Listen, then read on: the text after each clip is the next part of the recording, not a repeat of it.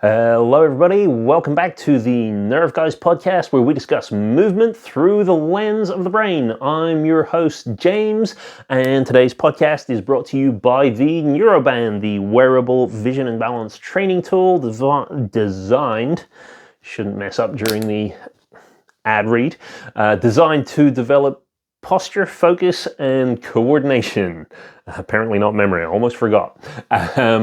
Anyway, we'll talk more about that at the end. Today we're going to be talking about vision. So this was a question posted into us by one of the viewers. And the question is basically, how do I improve my eyesight so I don't need glasses? And it was asked because while we do a lot of vision training, I actually have a history of training to improve my visual acuity, and I've kind of been somewhat successful in that. So I'll tell you the story, and then I'll give you my thoughts on, what's going on, what to do. So I wore glasses from kind of young age. I guess when I was 16 years old, I knew that I couldn't see things as clearly. And because of, all the psychological drama of sort of school life, I was not going to be caught dead wearing glasses. Bit the bullet when I was 18 and got myself my first pair. Quite liked how it looked with like long hair and everything. Then I shaved my head, and especially before I had a beard, just looked like an evil baby. When I wore the glasses, looked like a nerdy evil baby. And I especially didn't like that. And before you go on about like, it's quite superficial, like why didn't you just wear them? Having had tons of issues, with my face, I'll talk on another episode about the whole surgery and, how people treated me before and after. That very much affected me mentally and psychologically. So wearing glasses was like not a thing that I was willing or prepared to do. Stuck around with contact lenses for a while, and then just sort of gave up on it because decided, well, I'm not driving a car while I was living in London. It's not really worth it. Once I kind of started getting into different elements of fitness, I don't think I had found neurology just yet, or neuroscience, but I did stumble across a website called End Myopia. And this was a guy called Jake Steiner, whose whole deal was you can use a technique called active focus in order to improve your visual acuity so that you don't need glasses anymore. And active focus, the technique was basically, get an eye chart on a wall, go stand to the furthest distance where you can read the bottom line, and then just take one step back. So now you're going to pull it slightly out of focus, and with the image slightly out of focus, you're just going to stay there and try to get your eyes to the muscles around the lens to just contract so that it brings it back into focus. So essentially it's like body weight training for the eyes, or for the lens. And after a while, then this starts to get tired. You can come a little bit forwards, but that was the practice. You could do it standing still. You could do it, when you're walking around. So I tried that out for a little bit, and was, I would say, somewhat effective. And around the same time, then I found Z Health. And they had a product called the Vision Gym, and that was all about training, all the different muscles of the eyes, all the different directions, a lot of stuff that we're going to be talking about when it comes to the Neuroband later. So please keep watching. Basically, combining the Vision Gym and the Jake Steiner End Myopia course, then I started to really see some positive results. Went for an eye test about a year later, and I had dropped my prescription by like 2 full diopters. Can't remember exactly what it was. I still have the card somewhere. I can go dig it out. But from about minus 3.5 to about minus 1.25 or something like that. And that was pretty cool to me, because while I was doing all this, I was also researching, is there any research to back this up? Because that's one thing that's always important to me. When I started getting into neuroscience, I found a lot of really cool things, a lot of really cool practices that people were into, but when I then went to look at the research behind it, it didn't quite stack up. Now, I'm not the kind of person that says unless there's affirmative research that confirms this, that means it's not a thing, that we shouldn't pay attention to it. But it does weigh pretty heavily. Like, if you can prove it with research, that's a really strong win in favor of that specific thing. And when there's no research, it kind of means you're leaving yourself in the world. Like, you have to test it out, you have to play around with it and see, does it feel like there's anything in this? It's a lot more work when you're testing it, and it's a lot more kind of sketchy. So, makes it harder for me to go and recommend it to lots of other people, basically. So one of the tricky things with vision training, it seems, is it was really hard to get a consensus on whether or not you can train definitively, you can train your eyes to become better. It seems like maybe you can. What seems to be like the general consensus is 100% your eyes are going to decline as you age. That doesn't mean you can't train them, and that doesn't mean you can't slow the decline significantly. So everybody already knows, eye strain and that kind of thing is going to speed up the visual decline. So in theory, it makes a lot of sense that there are things you can do to slow it down. We know that muscles and bones undergo the same thing. They do degrade over time, but there are people in their 70s who have much better muscle mass and bone density than quite a lot of people in their mid-20s, when all of this stuff is supposed to reach its peak. So it's not necessarily useful to say that just because your eyes decline over age doesn't mean you can't train them to get better, because the gap that you might be trying to close might be much wider than it needs to be. Your eyes might have only needed to degrade to X amount, and Y amount is that they actually have degraded by is so significantly below that you can't do anything about it. Either way, the conclusion that I came to is I haven't seen enough one way or the other to prove or disprove it. But what I have seen is a lot of people reporting that, using different types of vision training methods, they have been able to improve their eyesight. Now, I brought up Jake Steiner, Enmyopia, and Z-Health because those are the two that worked really well for me, and those are the two that, based on any kind of research that I did look at, it makes more sense that this kind of approach would work as opposed to something like the Bates method, which I have seen a lot of people using and kind of saying that this did improve their eyesight. However, it seems like it was built upon a, let's say, somewhat faulty premise. That being said, there are some things that it does that could be useful, some things that might not be useful. There's loads of different approaches people have to vision training, and it's worth kind of looking at as many as you can, so then you get a feel for like where everybody seems to be tending towards. So that was kind of my journey. I saw my vision improve, then I stopped training, and then I saw it kind of get worse again.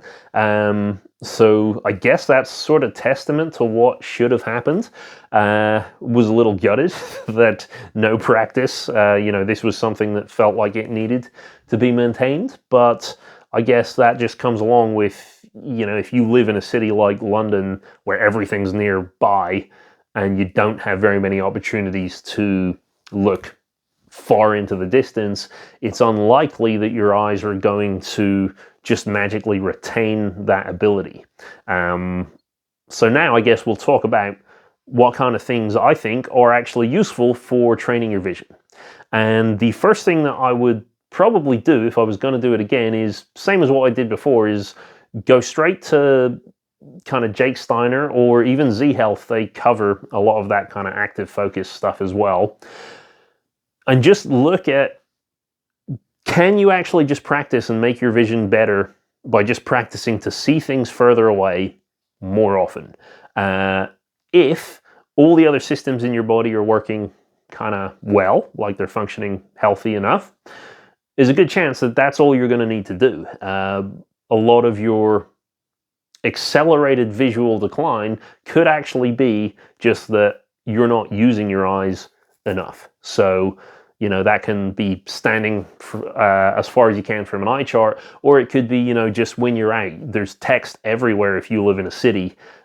Just see what is the smallest thing you can read, always trying to focus on the little things. That's going to do quite a lot of the work for you.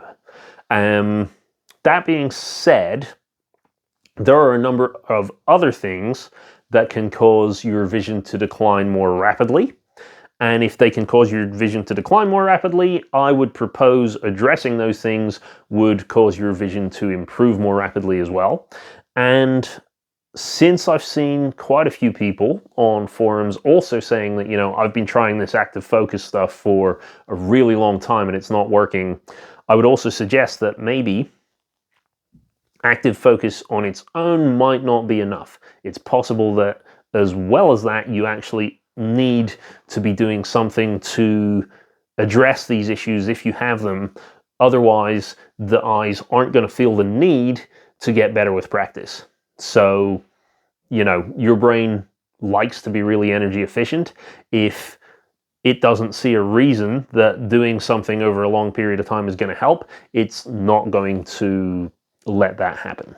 So after the active focus, the very next thing that I would do is look at all the other functions that your eyes can actually do, because there's quite a good chance that some of those might be contributing to the problem. So eye movement is going to be one thing. If your eyes can't actually track a target, whether it's coming forwards, backwards, left, right, if your eyes struggle to jump from one place to another, that's going to potentially cause some issues, because most of the time, if you're looking at an eye chart and then you start moving backwards and your eyes are converging, if they're not doing it well, then there's a very good chance that you're just going to start seeing a blurry image. And then when you stop, maybe things clear up, and then you start moving backwards again and suddenly image gets blurry. So you might find it really hard to feel like you're improving stepping back from an eye chart if every single time you move, movement of your head and body actually causes the image to blur, because it's just not very well coordinated. Similarly, if you're doing it out and about in the street, then it could be something that you're tracking. It could be that you look at one thing and try and read it, then you look at another thing. If your eyes aren't good at making that jump, they're going to take a while to adjust, and your muscles for the lens aren't going to contract super hard if you haven't even got focus on the target yet. So looking at all of those movements could be really, really important. Neuroband. This episode is going to be very highly biased towards the neuroband. We will address a lot of these vision and balance issues there. The next thing that we can be dealing with our eyes is things like, are your eyes actually both pointing at the same thing? So for a lot of people, you can see this if you Google celebrities especially, like look directly into the middle of their nose and then say, does it feel like both of their eyes are staring at the exact same point on the camera lens? Or does it feel like they've got one eye pointing directly at you and one eye is just a little bit, looking a little bit further into the distance? You do it with enough faces, you start to see that this kind of issue is much more common than you might think. And part of the reason for that is our brain has specific biases to how far it wants us to perceive the world. So sometimes our eyes are going to converge a little bit harder. It's going to make everything seem a little bit closer than it really is, and potentially that's going to make us a little bit more careful. Other people, the eyes might diverge a little bit too much, and we see everything as a little bit further away. If you're dealing with either of those things, it's going to be very hard for the eyes to make out small text, because the world is actually kind of parsed just a little bit apart. Like, imagine trying to Photoshop two images on top of each other and they're not quite overlapping. That is essentially going to give you that blurring effect. So making sure that the eyes are converging properly and actually pointing at the same thing is going to be really useful. And the way you'll do that is with a tool called a Brock string. Similarly, there's also a ton of things you can do around like your peripheral vision and making sure that like the parts of your brain that process vision are also processing things quickly enough. But for that, you're probably going to need to speak to ophthalmologist, or we can do work, you know, in a one-on-one session, that kind of thing, if you're interested in looking at that. After vision, the next thing that we want to go to is balance. So your eyes and your inner ear are going to relate really, really closely with each other. The reason for that is, again, if your head is not stable on top of your body and you've got this like little bobblehead thing going on, your lens muscles are not going to want to work to try and capture the fine detail. If you think about it, your balance system is there to stabilize your spine so that your eyes can have a still platform with which to look around on. And when your balance deteriorates even a little bit, so not enough to start noticing like you're swaying when you're talking or something like that, but even once the brain senses that balance isn't as good as it used to be, there's a very good chance it's not going to let the eyes have the same levels of acuity as it did before. So training balance and improving balance is going to be the next step on the tier. After this, most of the next benefits are going to be around metabolics. So vision is one of the most energy hungry things your brain can do, and there are probably 50% of all of the brain cells that you have are in some way to do with vision and visual processing.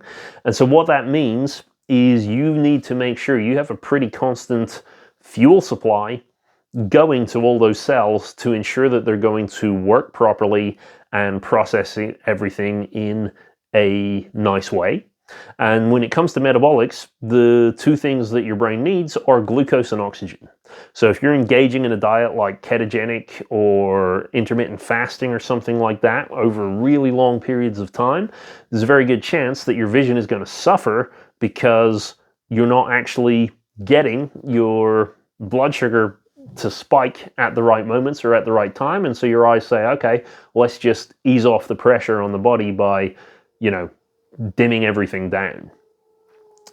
Also works the other way around. So if you're spiking your blood sugar way too high and that's wreaking havoc on your insulin, that could cause issues with your vision as well. And in fact, some of the symptoms for diabetes actually involve, you know, vision getting really sharp for a short while and then suddenly deteriorating drastically. When your body loses the ability to control its blood sugar levels, that's going to have a issue on, that's going to create problems for vision regardless of which way it's going. The second side of that is going to be oxygen. So if you are breathing effectively, and this is going to be where things like diaphragmatic breathing is going to be really useful. Slowing your breathing rate down in a lot of cases is going to be really useful in order to give you a better balance between oxygen and carbon dioxide. One of the things with carbon dioxide is it's going to help dilate the blood vessels so it actually widens them.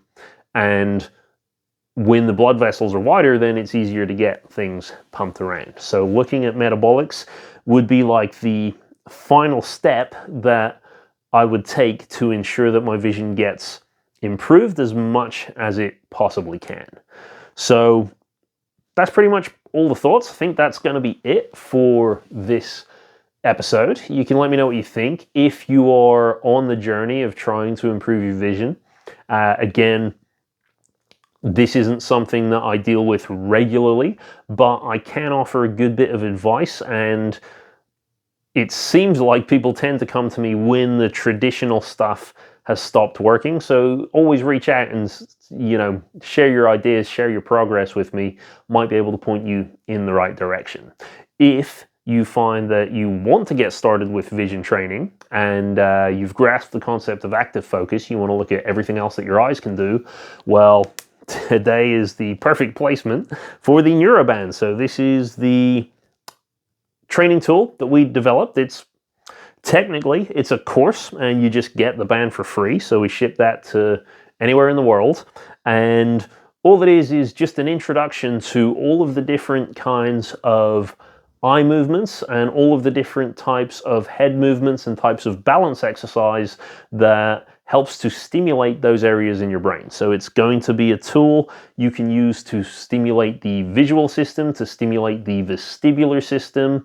It comes with 2 very short workouts. They take about 12 to 15 minutes each. One of them is like a little warm-up one to get you going in the morning. One of them is for challenging these systems.